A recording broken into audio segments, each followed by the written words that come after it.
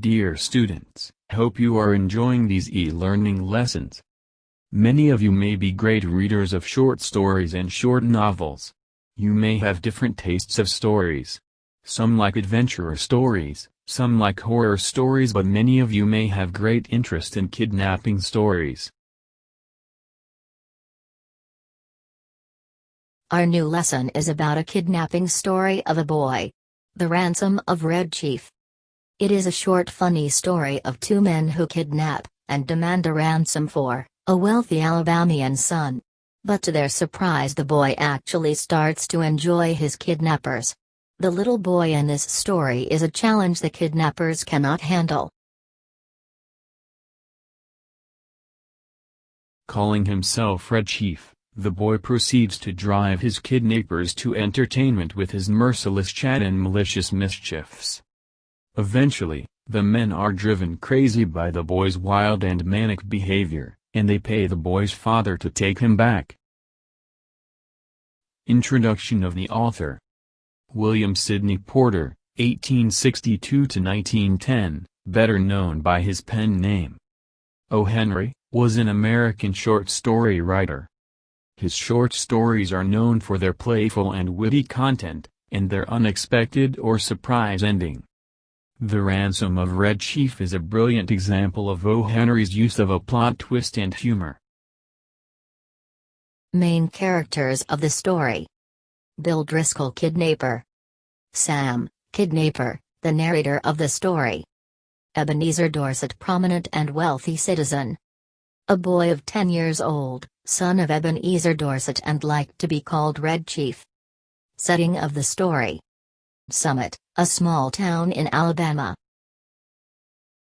A story about a kidnapping in which the kidnappers get more than they bargained for. We were down south, in Alabama, Bill Driscoll and myself, when this kidnapping idea struck us. Bill and me had about $600, and we needed just $2,000 more to buy some land in western Illinois. We figured that family love is strongest in semi-rural communities and decided to do our kidnapping in Summit, a small town. We selected for our victim the only child of a prominent citizen named Ebenezer Dorset. Mr. Dorset was known for his wealth which he made from lending mortgages and making foreclosures. The kid was a boy of 10, with freckles, and bright red hair. Bill and me figured that Ebenezer would agree to pay a ransom of $2,000. But wait till I tell you what happened. About 2 miles from Summit was a little tree-covered mountain. On the rear slope of this mountain was a cave. There we stored provisions. One evening, we drove in a buggy past old Dorset's house. The kid was in the street, throwing rocks at a kitten on the opposite fence. "Hey," says Bill. "Would you like some candy?" The boy threw a piece of brick at Bill's head. That boy put up a fight, but, eventually, we got him in the buggy and drove up to the cave. After dark I drove the buggy back to the village I had hired it in, and walked back. Now the main points of page 16. Bill Driscoll and myself, the narrator of the story, got the idea of kidnapping to fulfill their need of just $2,000 to buy some land. The narrator kidnapper is not a well-educated man, he is not using standard English. For example, in the second paragraph, Bill and me should be Bill and I. They carefully chosen to kidnap a child of a prominent citizen named Ebenezer Dorset. The kid was a boy of 10, with freckles, and bright red hair. They selected a cave about 2 miles from town to keep their victim and stored provisions. One evening, they drove in a buggy past old Dorset's house and kidnapped the kid who was in the street after some resistance. Difficult words and their meanings, page 16. Kidnapping, to take a person away illegally by force, usually in order to demand money. Victim, a person who has suffered the effects of violence or bad luck, here means target. Prominent, very well known and important. Mortgages, to borrow money, bank loan. Foreclosures, The act of taking back property when the borrowed money is not paid back. Ransom, to pay money in order to set someone free. Provisions, supplies of food and other necessary things. Eventually, finally.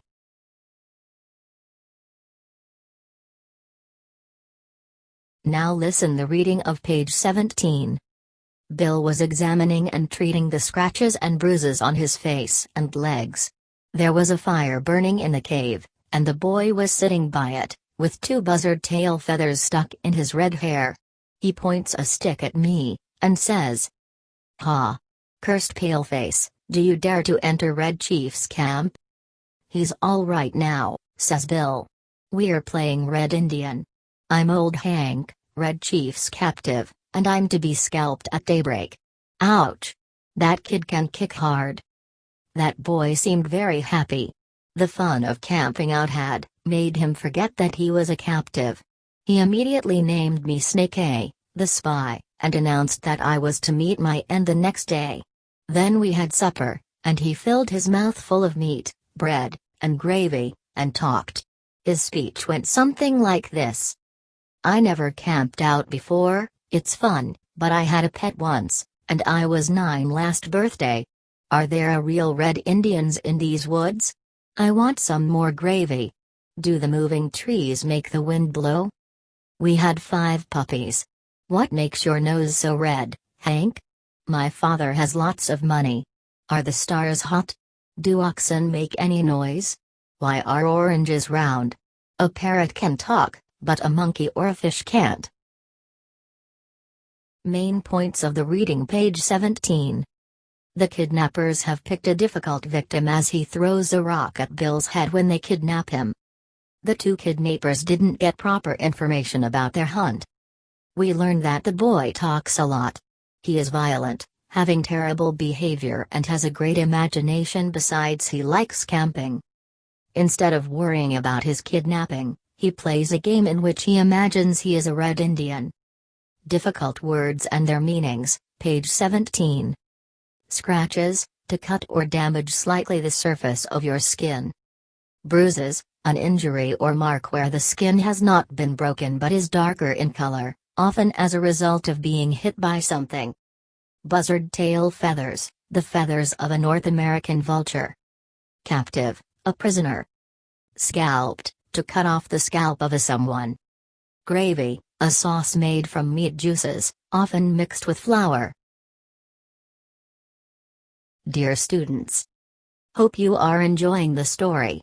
Now it is the time you start solving the worksheet. If you find any difficulty, watch the video again. Thanks.